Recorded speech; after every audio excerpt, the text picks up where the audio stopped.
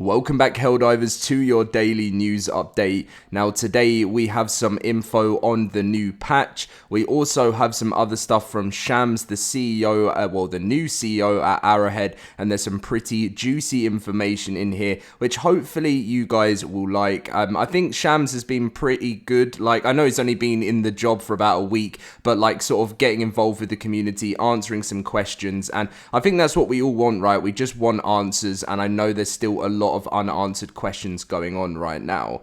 Now, if you guys do enjoy your daily news update, if you wouldn't mind dropping a like on the video, it supports me so much, and subscribing if you're new around here, and let's get on with the video.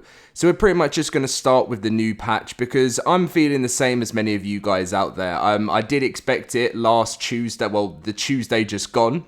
And now I guess we turn our heads to next Tuesday, which I'll be very shocked if it doesn't come then. Of course, I'm not trying to rush things, but I do think the game is kind of in a need right now with this patch, especially as a lot of people were very shocked last week. But anyway, let's just get into things. So pretty much someone went on to say, I think my biggest concern is that Twinbeard posted about the upcoming patch and that it will not be focused on balancing / buffs, but just various fixes for bugs and such. He wanted to lower expectations of players like myself who are really hoping for some balance improvements. Feels bad, man.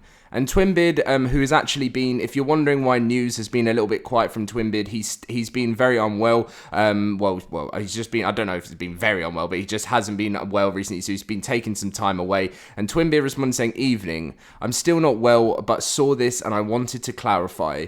If I recall correctly, I didn't say there won't be balancing or just bug fixes. There will be a little bit of everything there for sure. What I wanted to try and avoid the next patch being perceived as the mother of all patches or a dedicated balance patch due to us taking more time than previous patches. I hope that's fairly clear, or as clear as something can be when you can't go into detail. So if anyone is wondering, I know there's like, I've seen a lot of stuff saying it's not a balance patch, it's not this, it's not that. What Twinbeard's saying here is it's not, he doesn't want to say this is the biggest patch of all time that's coming ever to Helldivers. There will be lots of balancing, there will be lots of bug fixes, and they are coming all within this patch. So it's going to be an overall everything patch. Now, yes, I personally do see this as the mother of all patches at the moment, because I'm having, I don't know if you guys, have you been experiencing on the one of the missions? Well, I've been having it on a couple of them, where I'm actually waiting for like the rockets to launch, and we get the first wave of bugs come in, and then like nothing else happens, and you end up having to quit the mission. Little things like that actually go a massive way, because that's actually a mission not working at the moment. So I think it's little bugs like that we just need fixed, because it definitely sort of kills the excitement when you're playing and you know you can't even play the game. So bugs like that I think are very important alongside massive balance stuff, and I'm really looking forward to seeing this patch. I can't even tell you how many times I've probably said in a video I'm really looking forward to this patch. I'm sure you guys have said the same, but we will see what happens there, and hopefully it will be next Tuesday. I'll be waiting, I'll be ready, and if you see a video called Helldivers new patch next Tuesday is live, then you will know it's here. Next up, we have just a little bit of the situation in the studio right now, and then we've got some stuff on Future Microtransactions and everything like that. So pretty much someone says, hey, how is the situation in the studio? Are you guys still overworked, or has it since calmed down? Hope you guys don't overwork and burn out yourself. And Shams goes on to say, overall, it's headed in the right direction, but plenty of people are happy. Johan and some of the other founders have been in non-stop emergency mode since the studio's inception. Others have really worked hard for 8 years. With the immediate insanity of the launch cooling down and the honeymoon period ending, the focus is now to set ourselves up for a steady and good pace to keep the train going for a long while. That takes a bit of time. Avoiding burnout and finding a sustainable way of working is really the biggest challenge as we try to hit a good stride. Now, I think one of the things that happens so much in life, right? Well, in the gaming industry especially, but it happens in everything. When there's hype, the hype is crazy, right? And I've seen so many comments from people saying, oh, this could go down in history as one of the biggest fall-offs of all time. But I don't think it's seen as the biggest fall-off of all time. When there's a lot of hype around something, right? I mean, I could be wrong, and if I'm wrong, then you guys can say that in the comment section. But when there's so much hype around a game, just like Power World, let's say, and I know they're completely different games. I know I've mentioned Power World before, but the hype was there, and I know Helldivers is a live service game, so it can hold its players a lot easier than Power World does. But a game is never going to have, no matter, even if it's a AAA title, anything like that, it can never hold its true massive player base the entire time. If someone cracks that in the future, that would be amazing. I know Fortnite did it for a very long time, and they've still kept it up, but then obviously Fortnite is nothing compared to the golden era of 2018. But what I see with Helldivers is that the reason the player count has dropped is, yes, we've had the nerfs. Yes, the last couple of especially the last Warborn wasn't very, very good. But they're cooling down at the studio, things are going crazy, and then when they can drop like the big Illuminate, things are going on right now with the Illuminate with the major order, and when they drop that giant update, I'm telling you, you're going to see hundreds of thousands of players come back to the game. And you may be watching this video and you're really sick of Helldivers and say, Dom, I'm not even coming back from the Illuminate. But there are a lot of people out there that will. And that's just the way the games cycle. I cover Arc videos as well. Arc has died down a lot over the last year since Ascended came out. But when a new DLC comes out for the game, it does shoot up quite a lot. And it always just goes on trends. Of course, there's going to be a lot of people that disagree with me here, and I'm not saying that I'm completely right. I'm just a guy in the same seat as everyone else, has the same voice. I just believe that give them some time and the game will get into a better place and hopefully keep the numbers up. And those numbers will drop again when the Illuminate isn't as exciting as it was. But anyway, I've talked too long on that point, but I just wanted to cover some things there. Next up, we have some news on the future microtransactions. Now, someone said, Paradox has in recent years moved their strategy to almost fully dependent on DLC providing revenue. Is that the direction you want to stay clear of with HD2? And Shams replied saying, I replied elsewhere, I honestly think the PDX model is great. I was part of the architect behind it. Buy CK3 at 75% off, often discounted, and play it for hundreds of hours, if not thousands of hours. Never buy DLC, and the game is still updated frequently.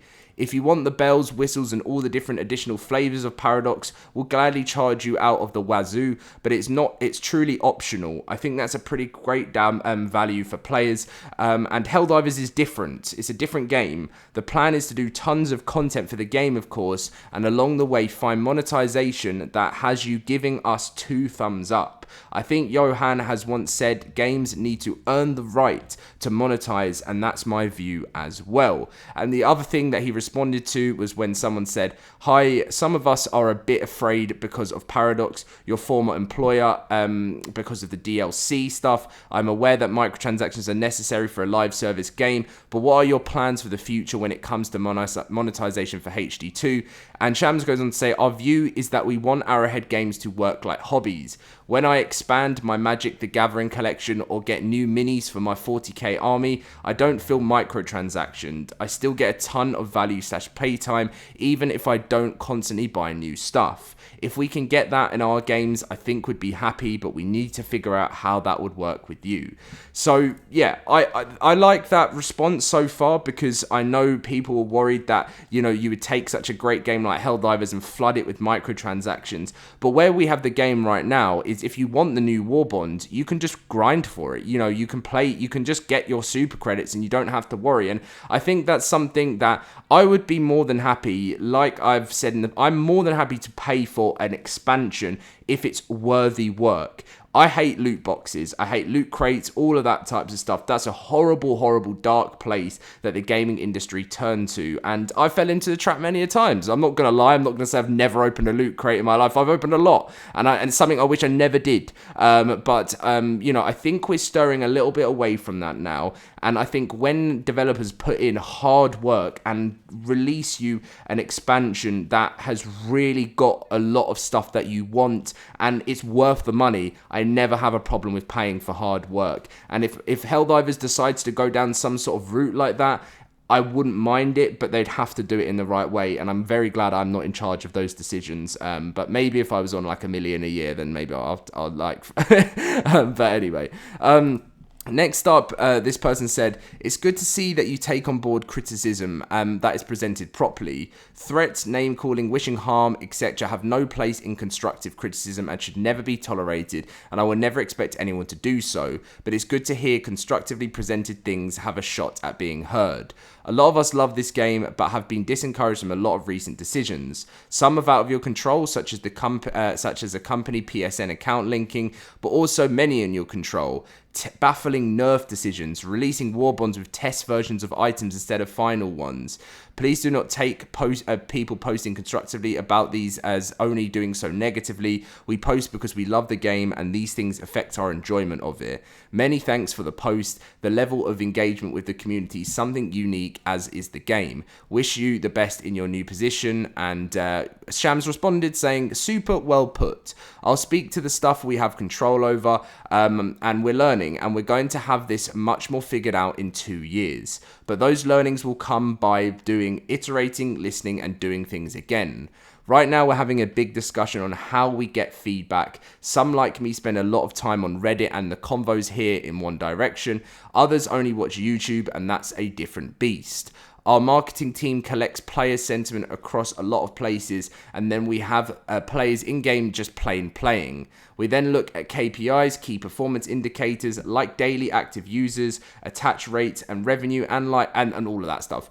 And what we need to do is pretty much they just want to put everything together, and all different platforms where everyone shares their voice, and that's how they can make their opinion on what they're gonna do with stuff. That's the best way. Listen to your community.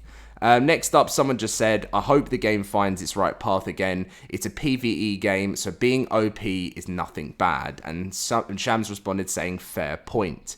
And finally, someone said, I'm optimistic about you taking over, Shams, not because I know anything about you, but because Johan trusts you and your presence frees him up to guide the game's course.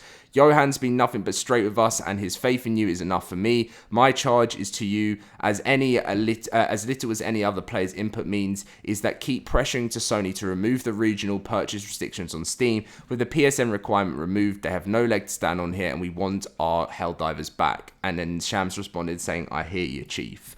So, yeah, I think the game, I know there's 30 to 60,000 players playing active on Steam every single day, which by the way is still a very successful game, but they're in a place they can still rock it. The game may be a little bit more dead, but I can't tell you how many games I've covered, and after a couple of months, it's the game's dead, the game's dead, the game's dead. It's not dead, it's just simmering. And yes, there's a chance that you can kill off a game. It happens many times, but we've got to give it time. It's still a very early game, only 4 months old. Right, I'll catch you guys in my next video. Leave a like if you enjoyed, and I'll see you guys soon.